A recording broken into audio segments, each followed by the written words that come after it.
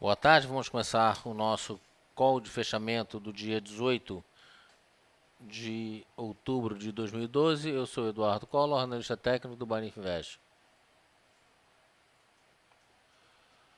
Vamos começar aqui mostrando que o nosso mercado realiza, e a expectativa é que ele venha até realizar um pouquinho mais.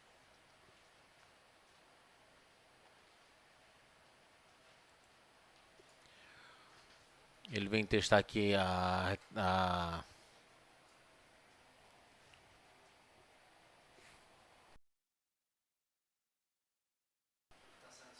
Alô?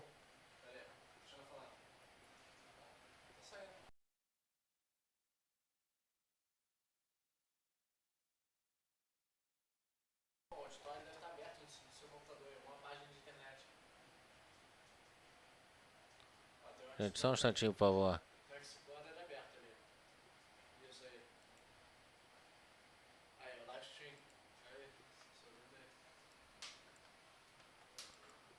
Tá dando um eco aqui. Pronto.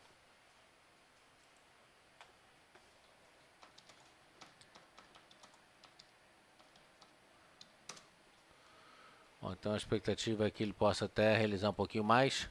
Hoje já alfinetou os 59.480, fez mínima em 59.320 e agora volta para os 480.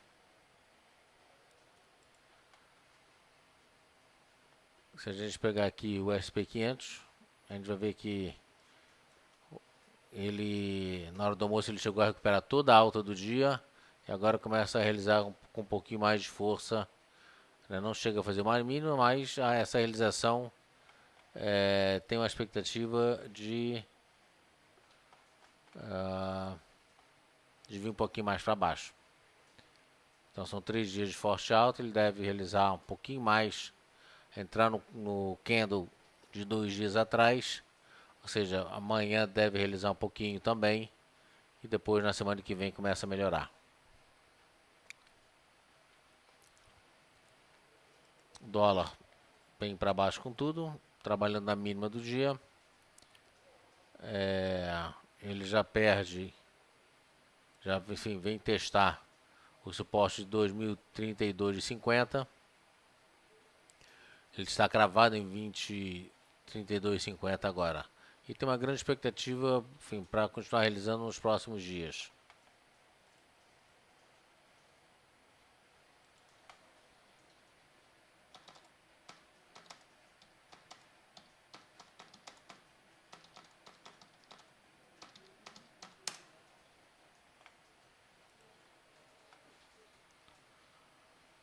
Petrobras.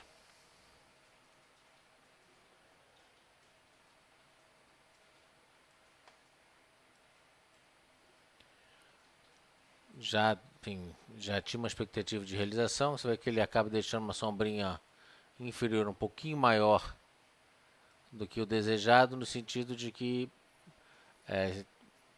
no sentido de uma expectativa de continuação de realização, né?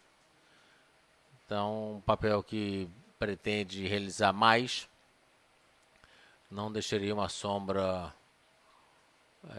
tão grande no candle. De qualquer maneira, ele tem um objetivo, perdendo 22,48, ele tem um objetivo aqui nos 22,05. Volta a testar, né, esse nível de forte suporte, agora duplo suporte, porque tem a banda inferior de Bollinger também. Vale do Rio Doce. Apesar de uma pequena realização, bom, aqui acabou saindo um pouquinho do lugar.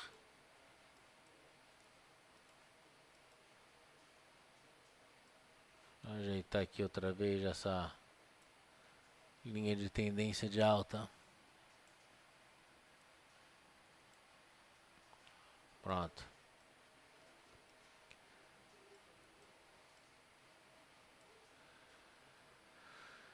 Enfim, apesar dessa pequena realização, ele respeita a linha de tendência de alta, também faz um sprint top, agora trabalhando abaixo da média de 200 períodos exponencial. O estocástico sobrecomprado em 84% e ainda não faz menção a uma realização. CCI já vem para baixo, mas estocástico ainda se mantendo no campo positivo. A expectativa é que o mercado venha a realizar ainda mais no próximo pregão. Como eu já disse, lá fora também o mercado americano deve realizar no próximo pregão também, para a semana que vem começar um movimento mais consistente de alta. Hoje, por volta, né, de meio-dia e meio, mais ou menos 1 hora, o mercado americano zerou a queda, chegou até positivar, Nasdaq ainda no campo negativo, mas o Dow Jones e o S&P 500 no campo chegaram a positivar. Nosso mercado aqui bastante dividido, né? Os primeiros papéis do mercado estão bem negativos. O OGX, a gente já vem falando desse papel há um tempo, é um papel difícil. Ele tinha um suporte importante aqui, ele perdeu esse suporte de 5,40 e aí vem para baixo. Ele tem uma expectativa agora de vir buscar o fundo anterior na casa de 4,90 e pouco, acho que é menos de 5.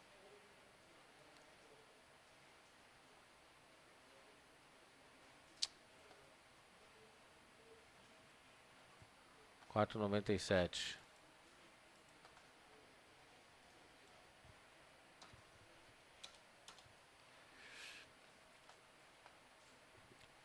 A expectativa é que ele venha buscar esses 4,97 nos próximos dias. Ponto a favor, divergência de fundos aqui, sinalizando que o papel pode reverter numa alta. Mas ainda, enfim, ainda não sinaliza uma reversão. Se ele fechar nas mínimas do dia, ele pode formar um Maru Bozo. Maru Bozo, depois do movimento de queda, sinaliza que uma possível reversão, né, um candle de reversão tende a ser formado, uma figura de reversão tende a ser formada no próximo pregão. Então, a ver se ele vem para baixo. CCI que eu uso no diário é sempre o mesmo, 14 períodos.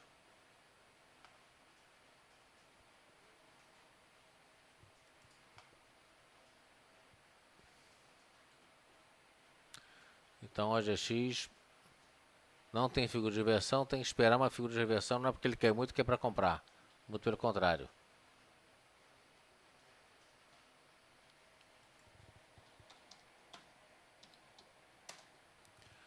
CSN voltou a testar os 11,86, fez máximo em 11,85.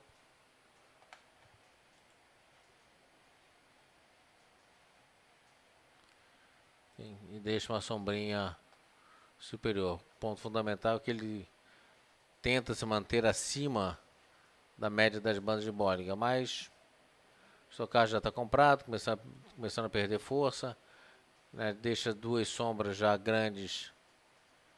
Vamos ver se hoje ele no finalzinho, se ele vai aumentar essa sombra aqui. Se aumentar essa sombra, provavelmente amanhã ele já vem perder os 11,50 aqui.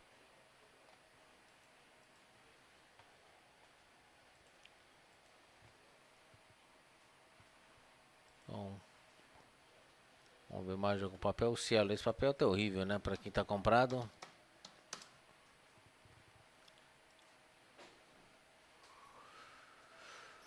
Olha só que coisa horrorosa. Vamos remover tudo aqui.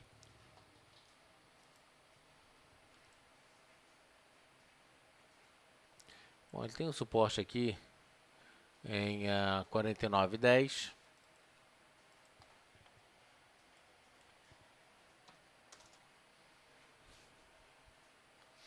Hoje ele fez mínima em 49,11.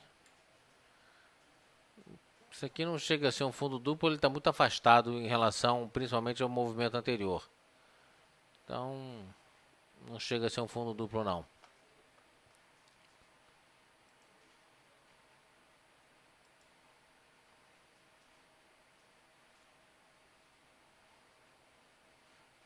Mas você vê que ele está basicamente dentro de uma área de deriva. Grosso modo, se apresentando dessa forma aqui.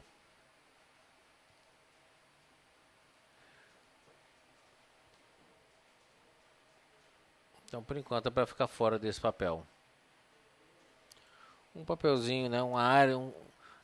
Lembrando, gente, que hoje, agora, daqui a pouco, né? Peçam logo os papéis de vocês, antes que eu me esqueça, porque daqui a pouco a gente vai chamar o nosso analista fundamentalista, Alex Pardelas, que vai falar sobre o setor de telecom. Então, peçam logo os papéis para a gente depois ter a tranquilidade de conversar com o Alex.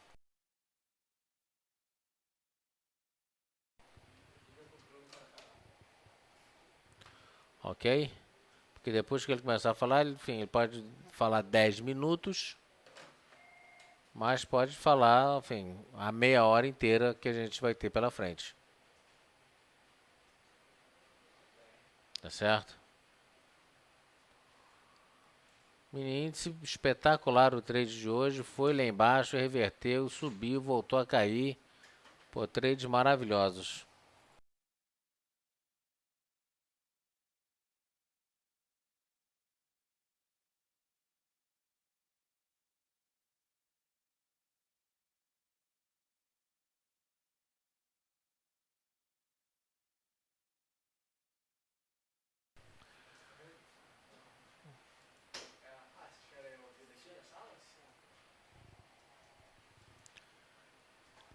Então, porque ele melhorou, foi lá embaixo. Deixa eu botar aqui o índice, o candle normal. Ele vem testar os 60 mil pontos. A expectativa é que ele venha realizar um pouco mais. Estocástico abrindo venda. Estocástico abrindo venda. Acabei de falar de você aqui. Estocástico abrindo venda lá nos 70%. E com isso, a gente pode ainda ver amanhã esse mercado realizando.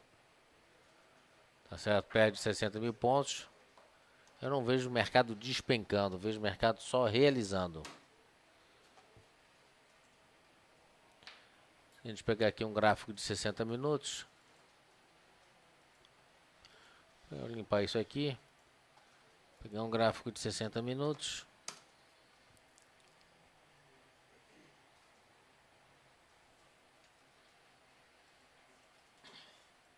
Fibonacci.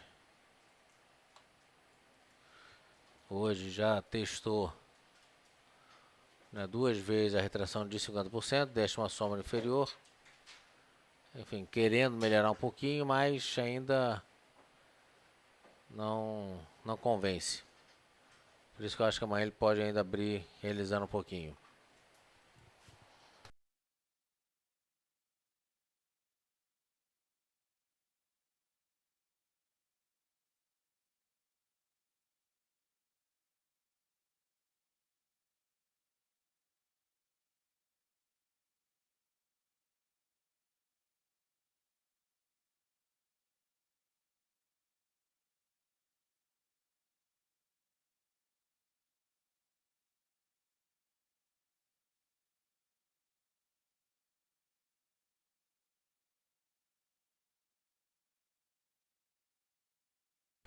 Vamos caminhar aqui que daqui a pouquinho o Alex começa. Então tá aqui, Celos e Minas.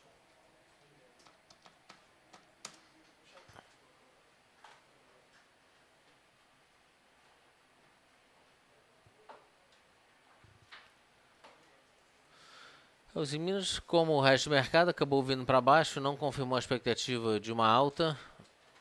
Os Minas agora trabalhando no campo negativo em 1,23. Depois eu queria olhar a Semig um pouquinho também. Mas frustrou aqui o movimento de alta para o dia de hoje. Então ele vem tentando, como vários papéis, vem tentando romper a retração de 50% e a média das bandas de Bollinger, ainda trabalhando, o papel ainda trabalhando acima de ambos os indicadores. Estocástico sobrecomprado, mas já perde força de alta. Não me surpreenderia ver esse mercado realizando um pouquinho. Tá certo? Itaúsa.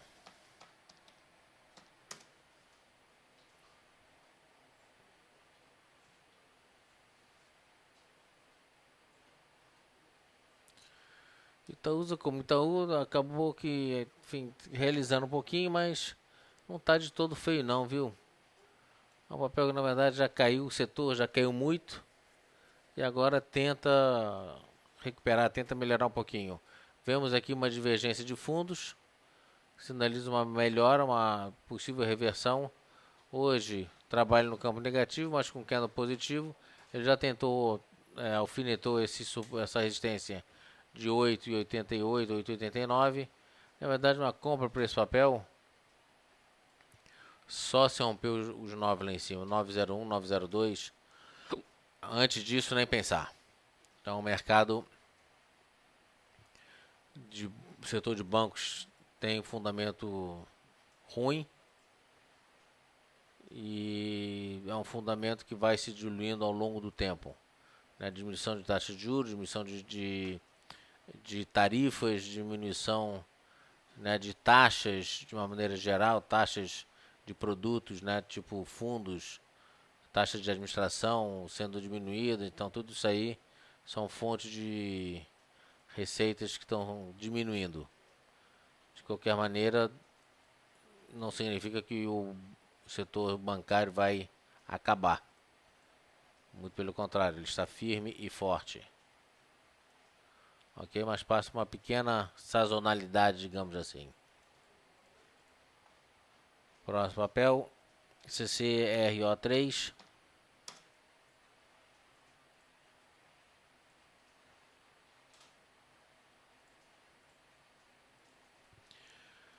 Ele sinalizava com a formação de um triângulo simétrico que acabou não acontecendo. Sendo assim, a gente tira essa linha de tendência de alta. A gente pode até manter essa pequena linha de baixa aqui, mostrando que o papel está dentro de uma área de deriva e hoje fazendo um enforcado, tá no topo, é enforcado. Se estivesse no fundo seria um martelo. Mas o ponto fundamental é que ele tenta se manter acima da média das bandas de Bollinger, que é um forte suporte. Mas é um papel neutro para o curto prazo. O CCR então foi lá embaixo, voltou, agora está no positivo, mas se você quer muito comprar esse papel, fica a sugestão de esperar ele romper os R$18. Antes disso, acho que é um risco desnecessário. 18 com o primeiro objetivo 18,40 e depois 18,77. Ambev.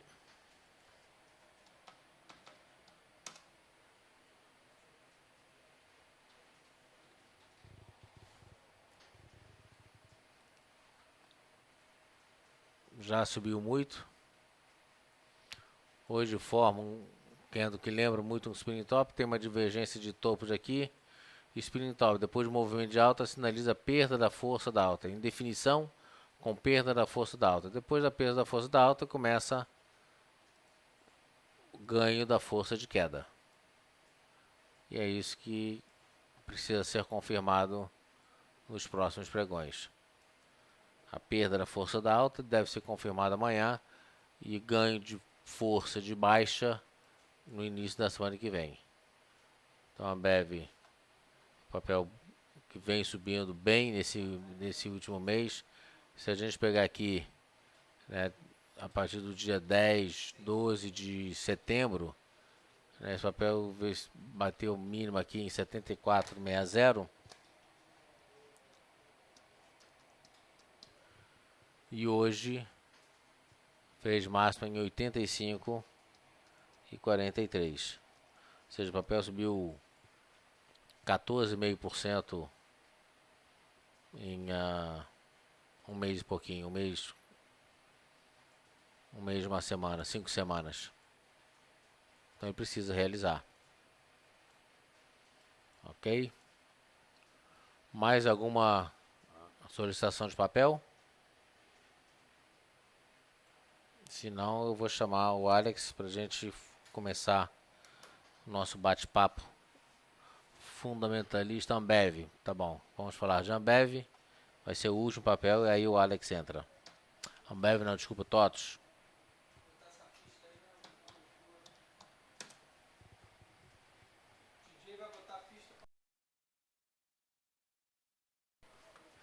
TOTVS bem interessante. Você vê que ontem ele realizou um pouco mais do que se esperava. Na verdade, uma volatilidade maior, né? A expectativa era que ele abrisse em queda, abriu em queda, mas subiu muito, deixou uma sombra superior maior do que a desejada. Mas hoje, enfim, apesar de abrir no campo negativo, ele começa a tentar romper esses 42, fez máxima hoje em 42,06 e amanhã rompendo essa máxima de 42,06, eu já vou botar aqui 42, botar aqui 42,06, seria uma nova compra, nova porque nós ainda estamos comprados em cima da recomendação de ontem. Então 42,06 com objetivo a 43,02, 43 redondo. Estocástico comprado, CCI ainda vendido, mas existe uma expectativa de alta para esse papel. Ok? Vamos chamar então o Alex, que vai falar com vocês sobre análise fundamentalista. Vocês podem ir perguntando, à medida que ele vai falando de algum papel específico, eu vou botando o papel aqui. Eu vou botando o papel aqui, enfim, para a gente ir monitorando, ok? Eu passo para vocês o Alex.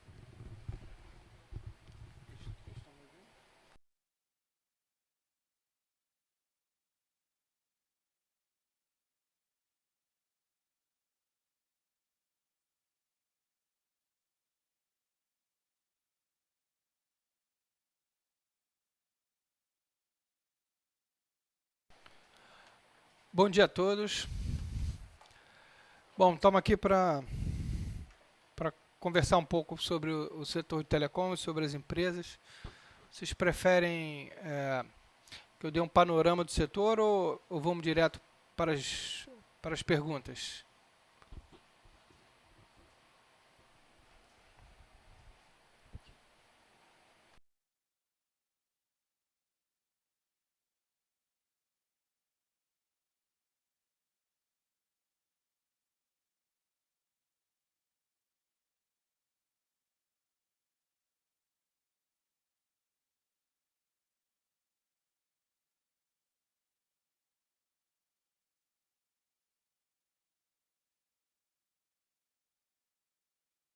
Bom, vamos lá então. O setor de telecom, ele tem algumas características interessantes, parecida com qualquer empresa de setor regulado, né? As empresas estão sujeitas às regras e à legislação e sob a fiscalização da Anatel, que é o órgão regulador.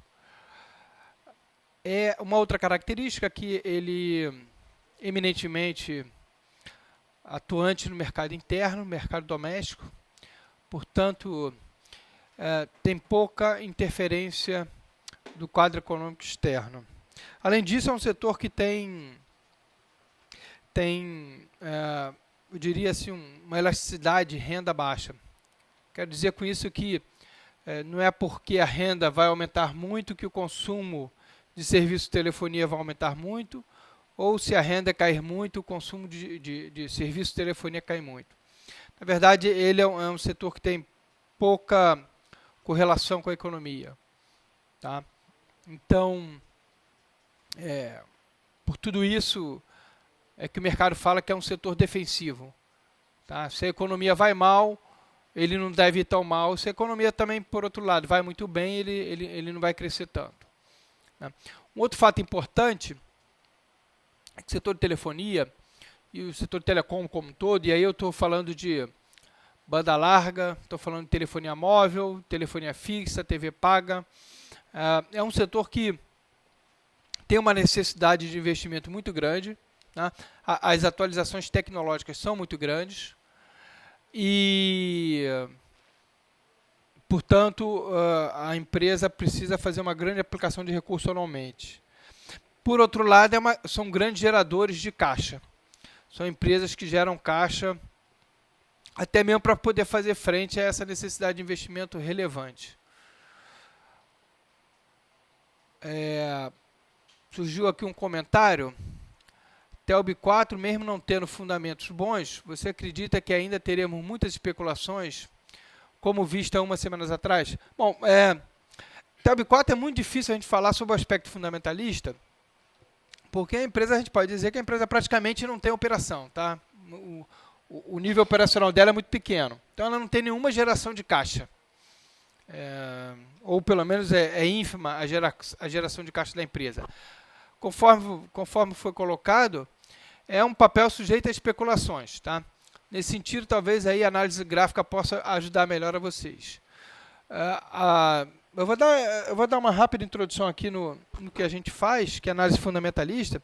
A gente está muito baseado, como o nome já diz, nos fundamentos da empresa. Tá? Então, a gente estuda muito cenário macro, como é que o cenário macro interfere no setor, como é que o setor poderia interferir nas empresas.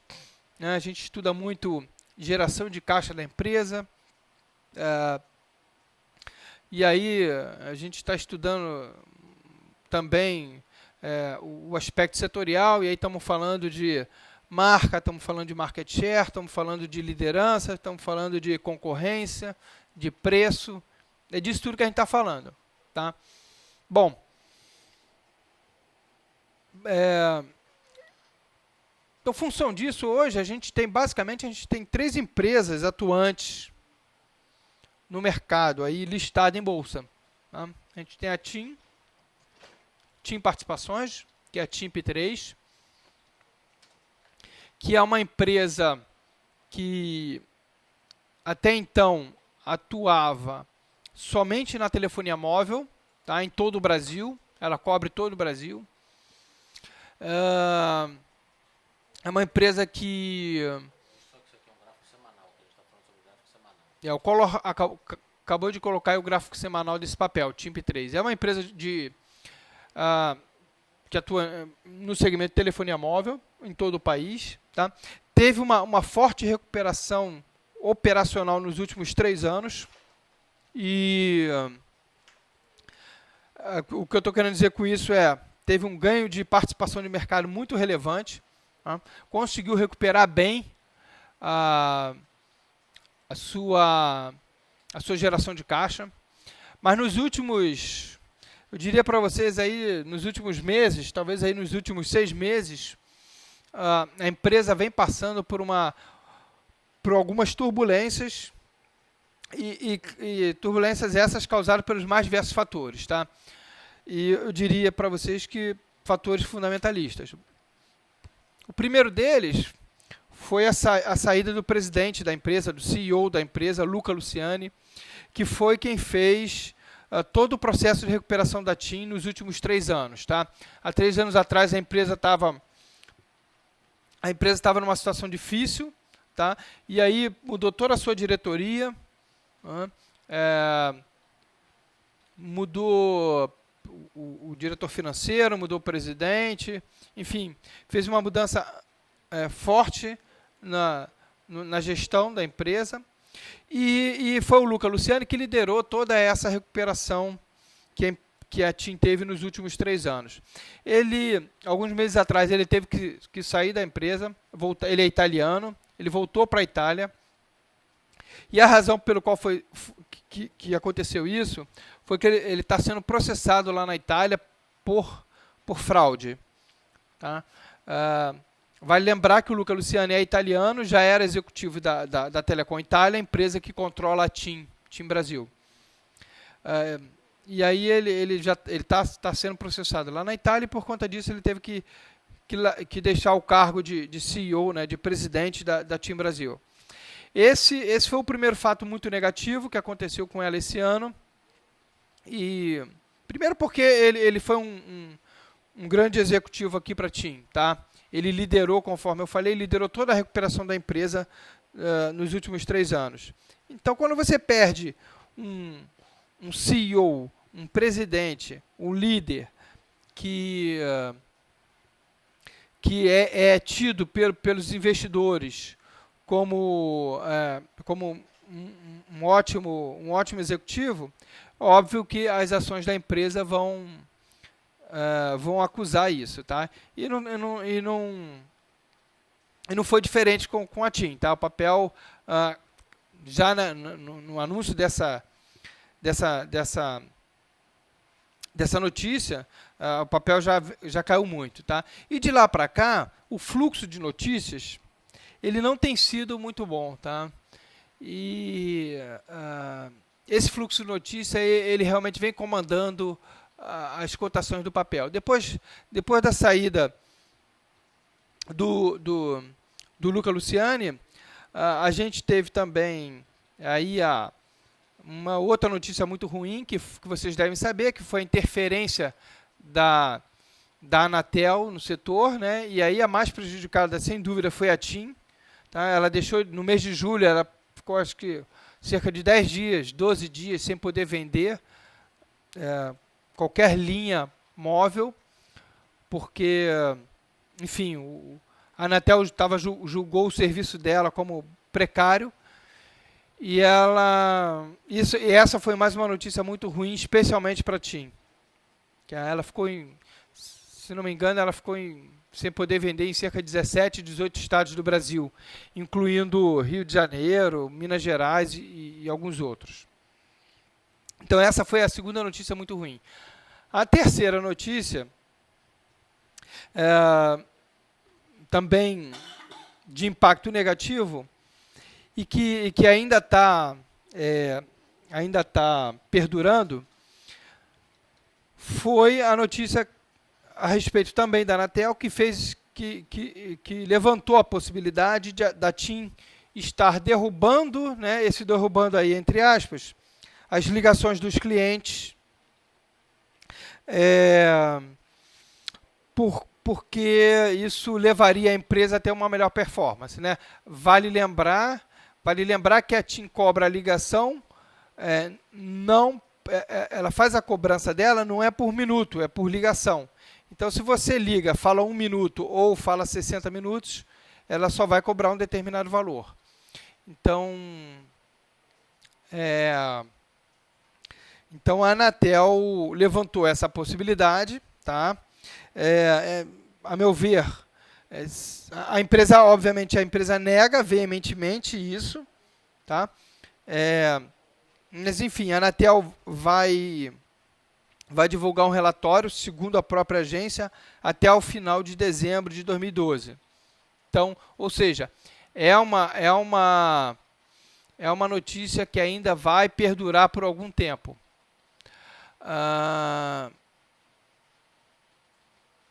Além disso,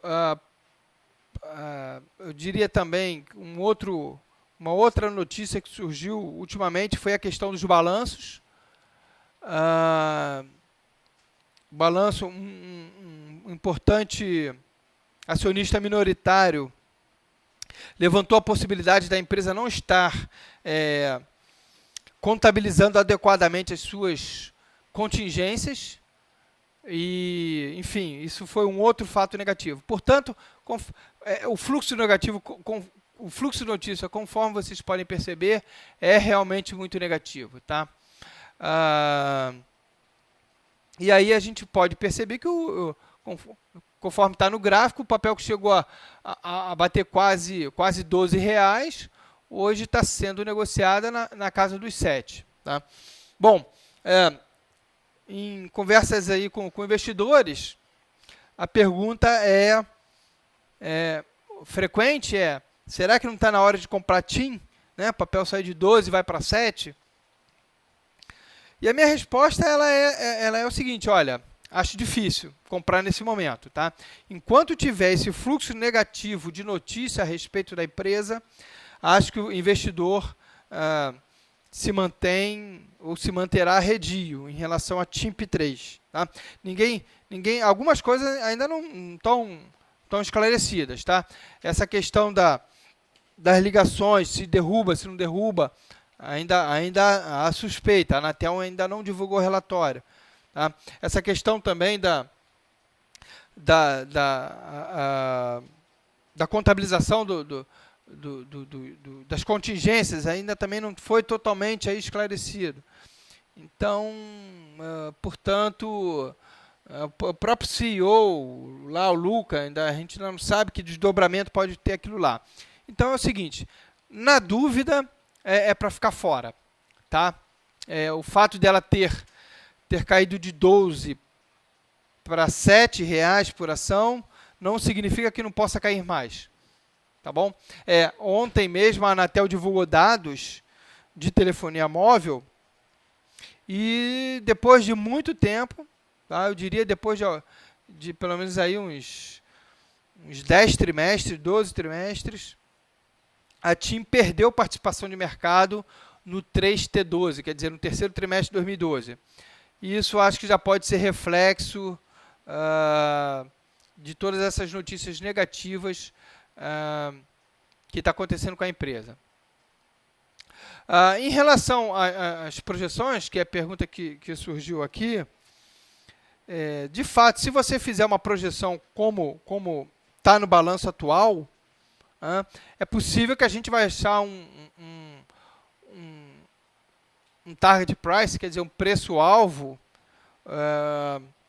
sugestivo, né? Sugerindo uma compra. Tá? Mas conforme eu falei, é melhor aguardar um pouco. Tá? Fazer uma projeção nesse momento não é uma tarefa fácil. Fazer projeção de TIM nesse momento não é fácil. A gente tem que esperar aí essas notícias ficarem mais claras para a gente poder ter o mínimo de conforto para fazer essa projeção. Tá? Portanto, assim, se você pega o balanço e faz a projeção com os dados que a gente conhece hoje, é possível que você ache um preço-alvo atrativo para a empresa. Mas, conforme eu falei, vamos aguardar um pouco até as coisas esclarecerem um pouco mais. Tá? Além disso, eu queria falar ainda um pouco mais de TIM, e a última coisa é que ela comprou um ativo no ano passado, que é a TIM Fiber, que é uma rede de fibra ótica que vai levar banda larga de alta velocidade no Rio de Janeiro, região metropolitana do Rio e de São Paulo. Tá?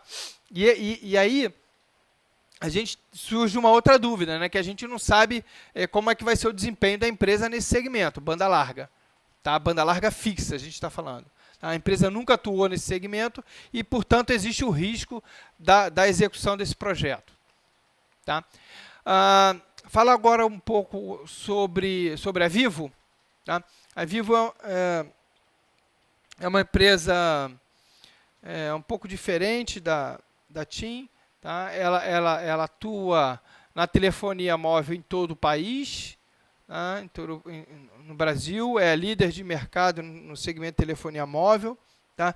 E no estado de São Paulo, ela é uma empresa que a gente chama uma empresa integrada, ou também pode se chamar um quadruple player, que ela atua em telefonia móvel, telefonia fixa, banda larga fixa e TV paga. Tá? A Vivo é uma empresa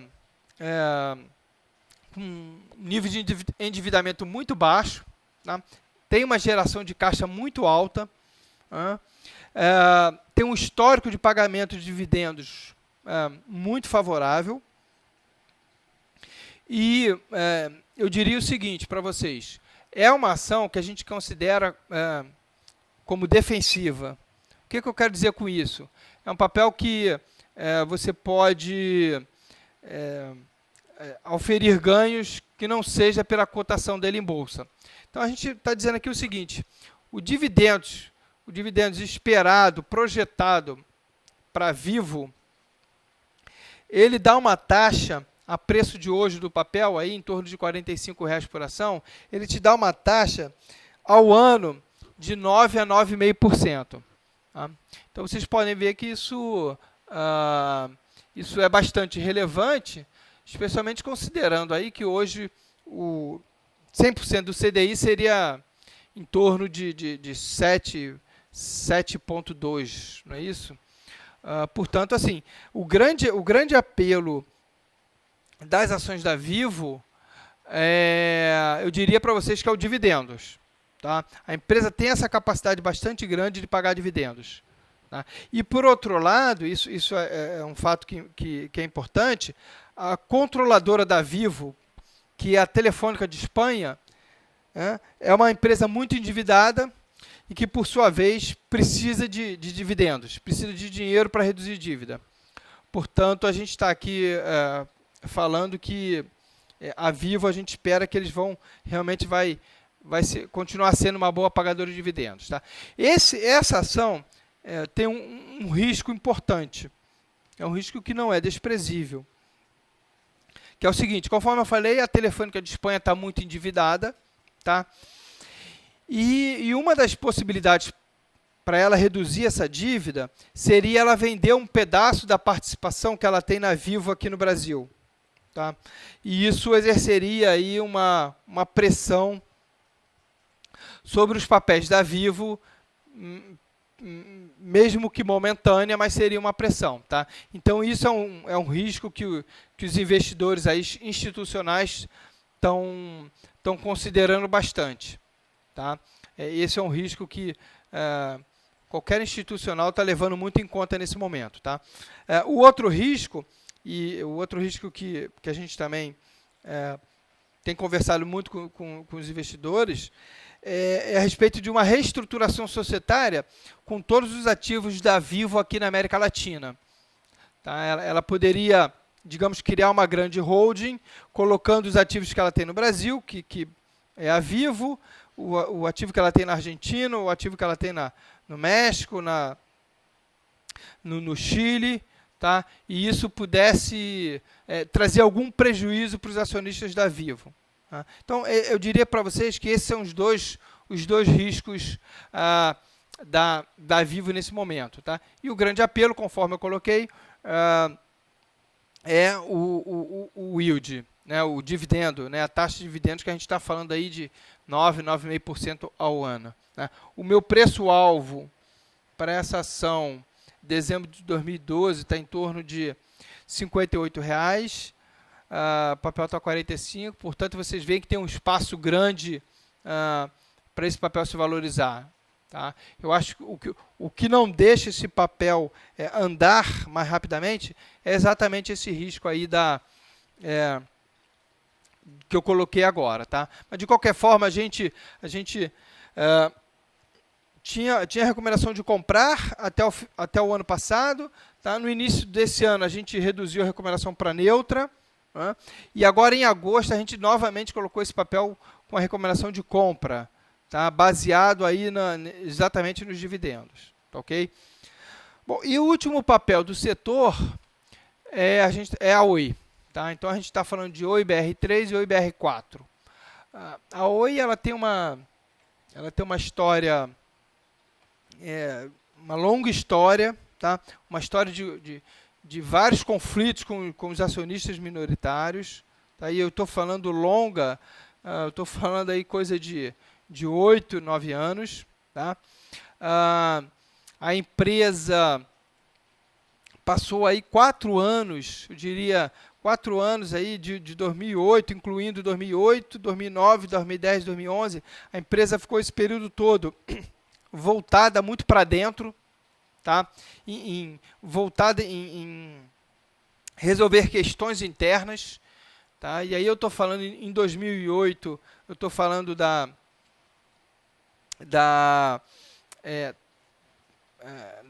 batalha da empresa para comprar a Brasil Telecom.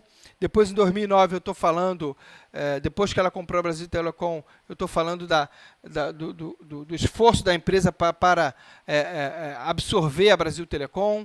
Tá?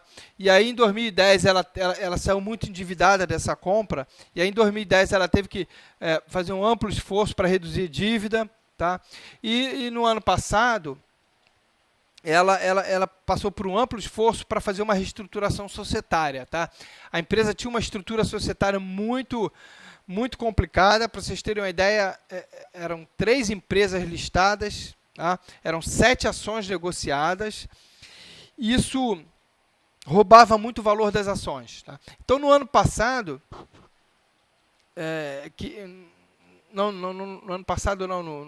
em março desse ano, a empresa conseguiu fazer essa reestruturação e ficou muito mais simples. Tá? De 3 empresas listadas, passou para uma empresa apenas, e de 7 ações negociadas na Bolsa, hoje ela só tem 2. Portanto, uma estrutura societária bem mais simples e que deveria adicionar valor às ações. Tá? Esse é um ponto que a gente acha, por que as ações da Oi merecem um preço maior. Tá? E a gente, já no final do ano passado, já contando com essa reestruturação, a gente passou esse papel para comprar, recomendação de comprar, porque acreditávamos que a reestruturação societária deveria adicionar valor a essas ações. Então, esse é um aspecto. O outro aspecto é o seguinte: em setembro de 2011, setembro do ano passado, houve uma mudança grande no nível de gestão da empresa. Tá? Assim como aconteceu com a TIM há 3 anos atrás, no ano passado aconteceu com a Oi também. Então, teve a chegada de um novo CEO, um novo presidente, teve mudanças de diretoria, mudança de pessoas, e a TIM e a Oi, ela elaborou um plano estratégico, um plano aí de pelo menos 4 anos, e aí finalmente para se voltar para o mercado. A empresa que durante esses 4 anos que ela estava tentando resolver questões internas, ela teve perdas importantes. Tá? Ela perdeu muitas linhas fixas em serviço, ela perdeu market share em telefonia móvel. Para vocês terem uma ideia, a geração de caixa, né, que a gente chama de EBITDA, da Oi mais Brasil Telecom, quando houve a fusão, somava 10,5 bi. Tá? E no ano passado isso ficou abaixo de 8 bi. Tá? Então, eu diria o seguinte: essa mudança de CEO, de presidente, de diretoria, e esse novo plano estratégico já foi posto em prática e já vem mostrando resultados positivos na empresa. Tá? A gente está vendo aí vários sinais de que a Oi está num processo franco de recuperação operacional. Tá? Então, se você pega isso, esse plano estratégico dando certo, tá? Soma com a reestruturação societária que ocorreu na empresa, e pega esses 2 fatores e vê o histórico assim, de anos que esse papel vem caindo, a gente, somando esses 3 fatores, a gente acredita que o potencial de valorização das ações da Oi é muito forte. Tá? É lógico que existe o risco desse plano estratégico não dar certo, mas a gente acha que a relação aí risco-retorno é muito favorável nesses níveis de preço. Tá? Então, é uma ação que a gente também considera uma boa alternativa de investimento no setor. Né? É uma tese de investimento bem diferente da Vivo. Né? A Vivo a gente para um investidor talvez mais cauteloso, que queira que esteja interessado em dividendos. E a Oi seria um investidor mais agressivo, que busca uma rentabilidade mais forte e aposta aí nessa recuperação operacional da empresa. Bom, veio agora aqui uma pergunta: se as empresas de telefonia teriam que fazer parceria com algumas empresas brasileiras e quais seriam para dar andamento da telefonia em 4G. Bom, 4G, ele aqui no Brasil, e eu diria para vocês até que em países adiantados também, ele ainda é muito... É uma tecnologia ainda muito pouco difundida, tá? Aqui no Brasil houve o leilão. Esse ano já ocorreu o leilão das licenças. Todas elas compraram. A gente está falando de Oi, de TIM, de Vivo, de Claro. Compraram a licença para atuar nesse segmento 4G. E, em princípio, elas vão ter que montar essa rede 4G nas cidades onde ocorrerão a Copa das Confederações em 2013, expandindo isso para as cidades onde haverá a Copa do Mundo em 2014. Tá? Elas não precisam fazer parceria não precisa haver parceria com ninguém. Tá? Todas elas têm a licença e precisam apenas investir. Tá? É isso que elas precisam fazer. Bom, o panorama do setor eu já dei, o panorama das ações aqui eu já dei. Vocês têm alguma pergunta? Alguma dúvida em relação à empresa ou ao setor? Tá, o nosso tempo termina em 2 minutos, então se vocês quiserem aí uma pergunta final. Bom, se não haver mais perguntas, eu vou fazer aqui um comentário adicional que tem ficado muito em voga aí no mercado. Eu passei os últimos 20 dias em roadshow conversando com investidores e uma preocupação unânime dos investidores institucionais diz respeito à interferência aí do governo na economia, né? A gente tem visto isso no setor elétrico, em bancos, empresa de petróleo, enfim, em vários setores a gente tem visto isso. Essa interferência que obviamente, não é bem vista pelo mercado. E o setor de telecom, como eu falei inicialmente, é um setor regulado, está sujeito a regras do governo. Tá? A peculiaridade desse setor, né, a grande diferença do setor de telecom em relação ao setor de energia, por exemplo, que foi onde teve uma forte perda das ações, eu diria para você que são duas as diferenças. Primeiro que a concessão de telefonia ela termina em 2025. Tá? Portanto, aí é um período ainda distante. Em segundo lugar, o segmento de telefonia, ele muda, a tecnologia muda muito rapidamente. Tá? E quando a gente fala em concessão no setor de telefonia, a gente está falando exclusivamente de telefonia fixa. Tá ok? E aí, telefonia fixa em 2025, muito provavelmente vai ter um valor pequeno. Tá? Conforme eu falei, a telefonia aí tá, o avanço tecnológico é muito grande, muito rápido, né? Nos últimos anos aí já surgiu a telefonia móvel, depois surgiu 2G, 3G, 4G, tá? Surgiu banda larga fixa, banda larga móvel, enfim, a telefonia do setor, a tecnologia desse setor muda muito rapidamente e muito provavelmente em 2025, quando acaba a concessão do setor, os bens reversíveis desse setor, quer dizer, os bens que voltariam para o governo, devem ter um valor residual apenas. Tá? Então, eu acredito que isso não deve, essa questão regulatória nesse sentido de concessão, de bem reversível, isso acho que não deve ter um grande impacto no setor de telefonia. Tá? Então, esse era um comentário final que eu gostaria de fazer e assim a gente pode encerrar o nosso chat. Tá? Agradeço a todos, uma boa tarde.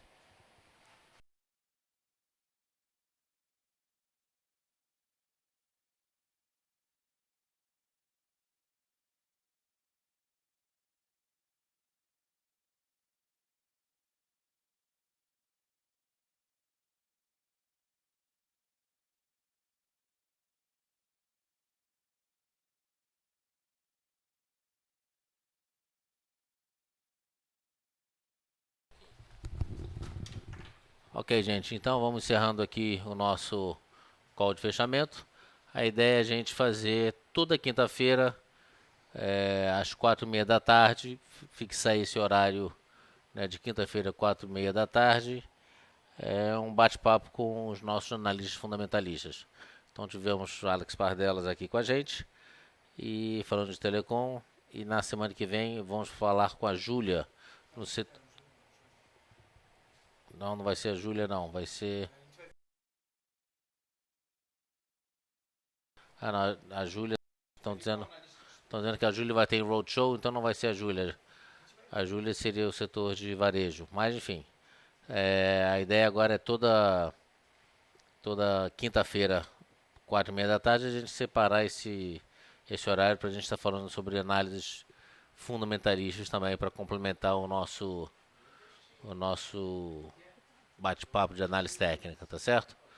Queria agradecer ao Alex, queria agradecer o pessoal de tecnologia, vocês todos que estão presentes. Obrigado, e a gente volta amanhã, 9 horas da manhã, com o nosso call de abertura. Obrigado a todos, uma boa tarde e até lá.